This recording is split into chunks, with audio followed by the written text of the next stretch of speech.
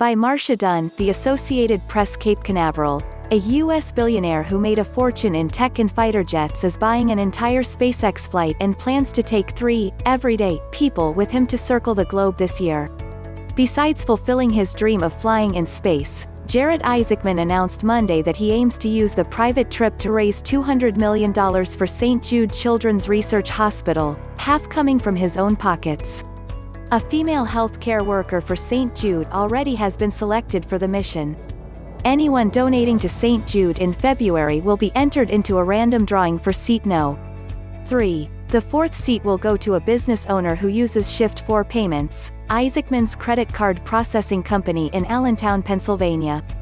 I truly want us to live in a world 50 or 100 years from now where people are jumping in their rockets like the Jetsons and there are families bouncing around on the moon with their kid in a spacesuit, Isaacman, who turns 38 next week, told the Associated Press.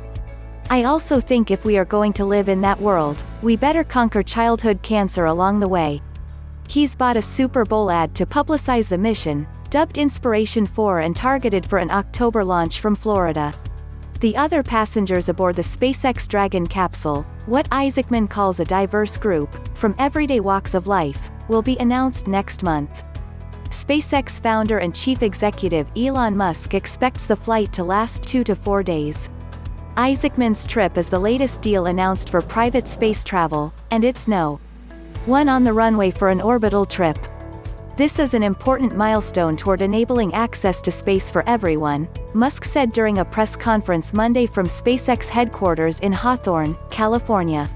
While expensive, these initial private flights will drive down costs over time, he noted. Last week, a Houston company revealed the names of 3 businessmen who are paying $55 million apiece to fly to the International Space Station next January aboard a SpaceX Dragon. And a Japanese businessman has a deal with SpaceX to fly to the moon.